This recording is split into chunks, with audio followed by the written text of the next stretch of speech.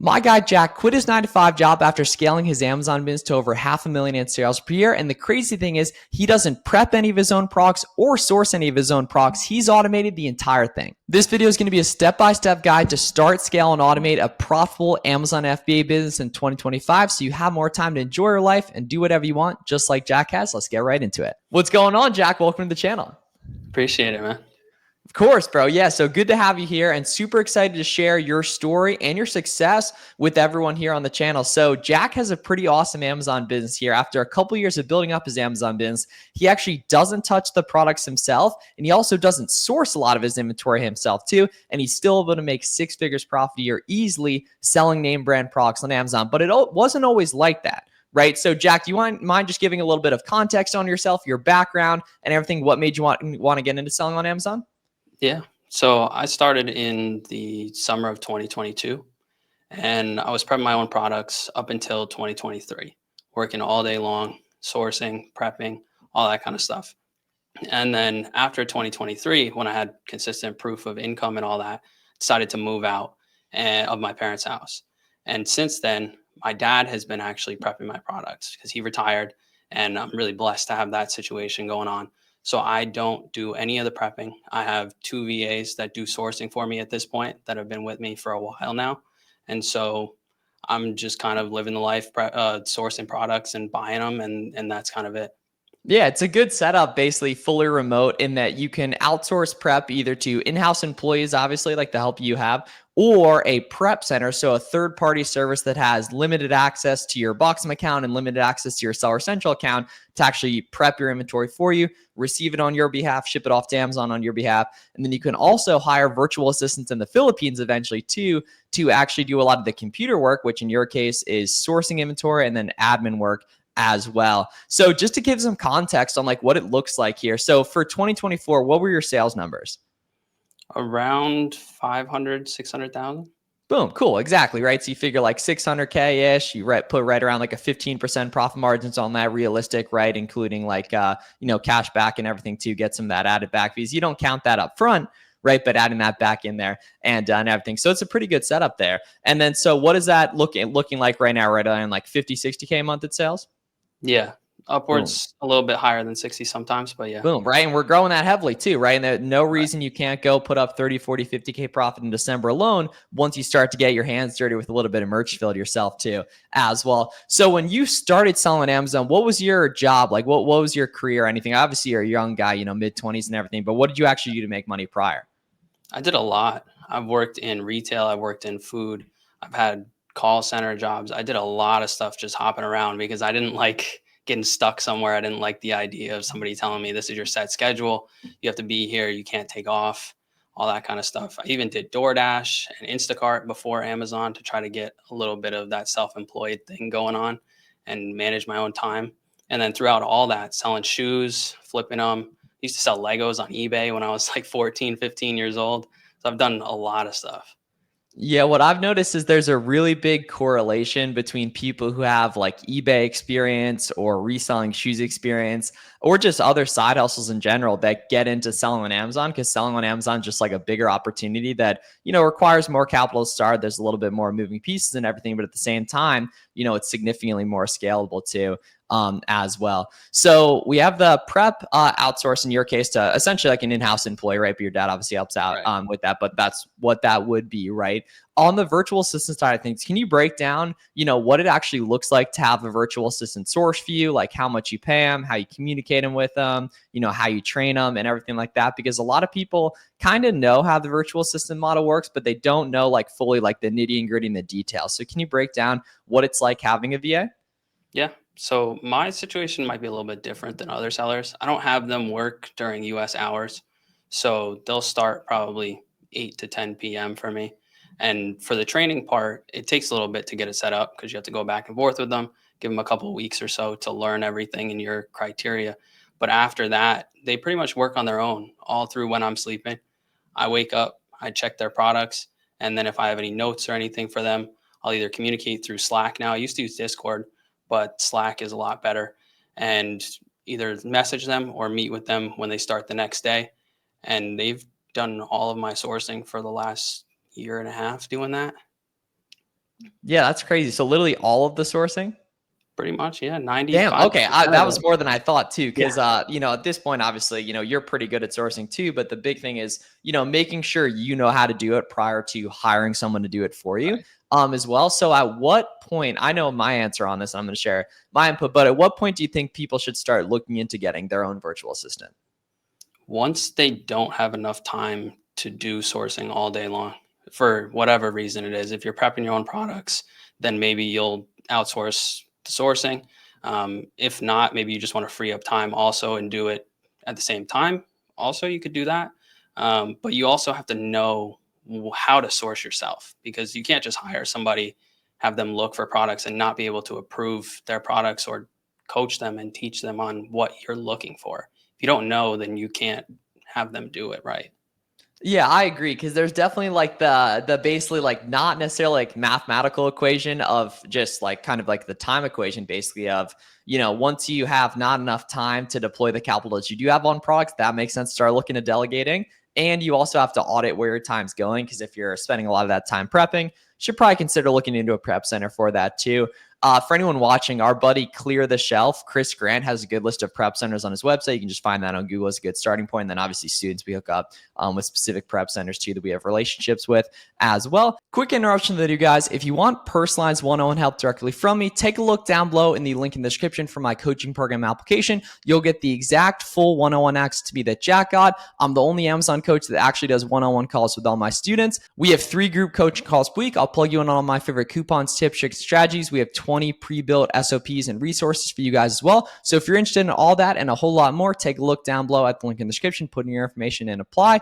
Back to the interview with Jack. And then virtual assistants tend to come from onlinejobs.ph. That's a really good site to hire virtual assistants as well. But there's obviously the time equation of not having enough capital to deploy the product or not having enough time to deploy the capital that you do have, right? As well as just like in general, if you want like a hard number for anyone watching, obviously, right? Like typically above like 10K a month in sales, enough in respect to like processes, skill level, etc., right? Where you can go ahead and train someone up on the best way to do it and everything. Because a big component is actually being competent with this stuff yourself to be able to train and innovate. Because, for example, did your virtual assistants have experience with the business prior?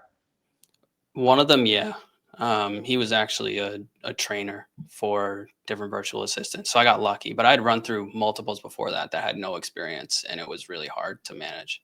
Sure. Okay. And on the topic of, hard to manage and just hiring and everything. So break down what that looks like using onlinejobs.ph as a site to hire VAs on. So when you get your application put up, you're going to get tons of applications, and it's going to take a long time to go through all of them. And a lot of people do trials, like a week or two long, to see if they have good fits, if they know what they're doing. But that could be probably the longest process that you have, is actually finding the right applicant to interview through online jobs. Yeah. Okay. And then honestly, I say for making the job application, ChatGPT is just like a really good way to go ahead and do it. And then you just personalize it to your business. And then something I've seen that's been really successful that I've used is, putting some caveat in the job application, like, list your favorite fruit at the top of your resume or at the top of your cover letter or something at the end of the application to then have them put at the top of their response to prove that they actually read it. And then in terms of hiring your first virtual assistant, I love the idea of doing a week-long paid trial for your favorite 2, because you figure, if you do the pro onlinejobs.ph, from my experience, and it's a good job application, you get like 40 to 70 applications overnight. And then like half of them include the little caveat that you put. And then you get on Zoom with like your favorite 5 or 10, and then you hire your favorite 2 on a week-long paid trial. And then break down how just absurdly cheap it is to hire virtual assistants too, because that's the thing that's like can be mind-blowing for people. Yeah, it's ridiculous. My pay rate for mine are in between $3 and $4 an hour.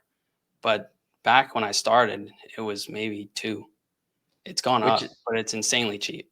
yeah, exactly, which is ridiculous. And the reason why that model works, some people get like, super offended by that basically is because some countries, the US dollar is just incredibly strong relative to their local currency. So getting paid in USD, there's actually a big bonus and payoff that comes out as a result of that. So that's why what might not seem like a lot of money to us, right? And you can research this, could be a good wage for a good stable work from home position like Jack's able to provide. and everything, right? And then so kind of shifting up. So most beginner Amazon sellers really, really struggle with sourcing. So back when you were sourcing primarily yourself and even, training and working with your virtual assistants to source these days, what did that actually look like in terms of being successful with online arbitrage product sourcing? Because a lot of people are confused by that. You got to put the reps in. I mean, you can't just expect to find products right off the bat. First of all, you need to know how to look and what to look for. But I was running through SellerAmp storefronts all day long. That was just what I was doing from when I woke up until usually when I went to bed. I was just doing Amazon sourcing. And I feel like if I didn't do it that long or that hard, then I wouldn't have succeeded like I did. Yeah, and that's the big thing is making sure that when you guys get started doing product sourcing, you don't just do manual sourcing. You don't just go to websites and look at their clearance sections, their sales sections. That's way harder because you don't yet know if a brand is reseller friendly. You don't yet know, you don't yet have that spidey sense that Jack and I have built up over the years to go ahead and identify that stuff. But with storefront stalking using SellerAmp, right, you can just look at what other people are selling and you can see all the stuff they carry that sells fast immediately, and they're all vetted right away. Right. In terms of stuff you've used to lower buy cost and create more profit margins, talk about that because that's another thing beginners really struggle with too.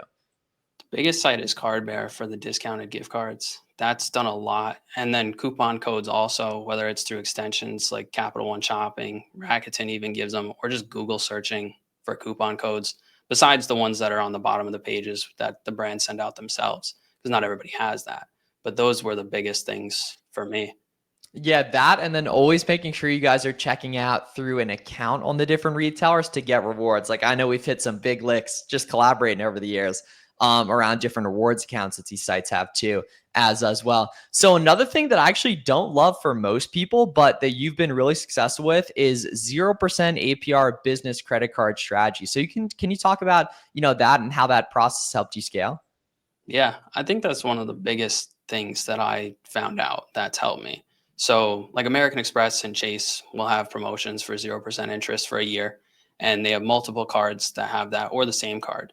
And what I would do is I'd open one, and it would usually come with a smaller limit when I was new, but you build up the limit on 0%. And then when that 0% 12 months runs out, you open up another one of those or a different card under the same bank and get 0% on that one. And the nice thing about this is what you can do is move the limit from the first one to the second one. So you're basically combining the two cards into one and keeping the 0%. And I do that every year with the same handful of cards, just Yeah, combining. can you break down a couple of like what specific credit cards those are?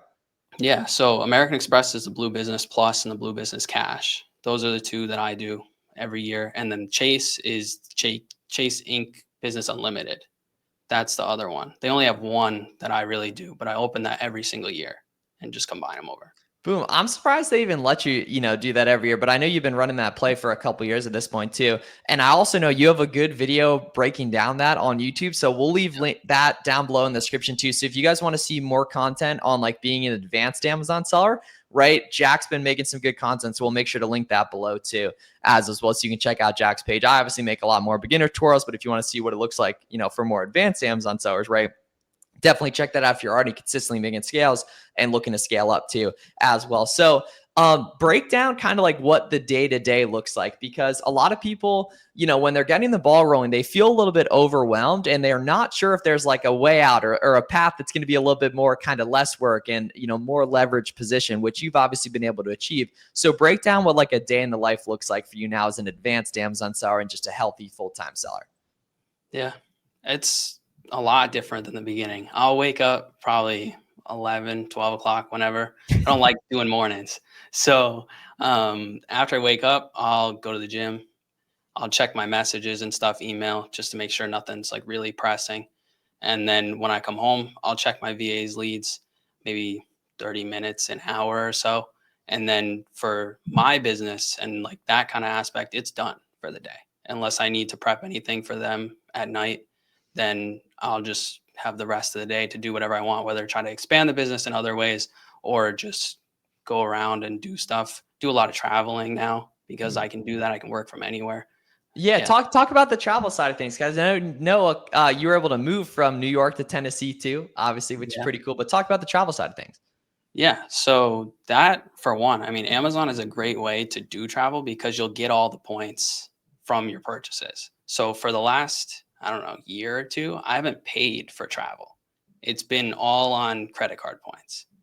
And because of that, it's saved me a lot of money, but also given me the opportunity to do a lot more because I have so many of those just from making purchases. But yeah, I Boom. lived in New York, then Arizona last year, and then Tennessee. Ah, sure. I didn't even know you ended up going to Arizona too, Yeah. as well. So pretty cool stuff. So, you've been able to build a pretty good life here the past couple of years by just locking in and doing everything yourself, right? Prepping yourself, sourcing yourself, shipping, learning, et cetera, et cetera. Obviously, working with me back in the day. And then over time, you build up, you are able to hire someone to help prep for you. You're able to hire virtual assistants to help source for you. You can get a prep center if you ever needed to, too, as well, if you wanted to get even more hands off too and just pay that per unit fee there as well. So pretty cool stuff. Have you been able to integrate selling Amazon successfully just into your life as well and everything there, man? And then for people who want to see, more of what you're up to just on social media and beyond, man, where can people check out, your stuff for more? Yeah. So YouTube, like you mentioned, and my Twitter are also the same name. They're Jack Agwell. Instagram too. That username's a little bit different, jack.fba. Boom. Yeah. So we'll get those linked down below in the description too. And that's a really smart thing Jack did was he's active in the Amazon community, which leads to just meeting people to work with and just getting invited to different conversations and discords and everything. And all of that's free, which is pretty cool too on that. So a very good thing. Super proud of what you've been able to do. I literally remember, when we got started together, it was about 3 years ago at this point. Pretty cool what you've been able to do and super excited about that. And also very excited to see more of you on the content side of things as well with your page, specifically on YouTube, talking a lot about being an advanced Amazon seller and growing that. So make sure you guys check that out at the link down below in the description. If you do want formal help too as well, that'll be linked down below as well there too. So thanks a lot for coming on, sharing your story, Jack. Thank you. I appreciate it. Of course. Thanks a lot for watching, guys. See you guys in the next one.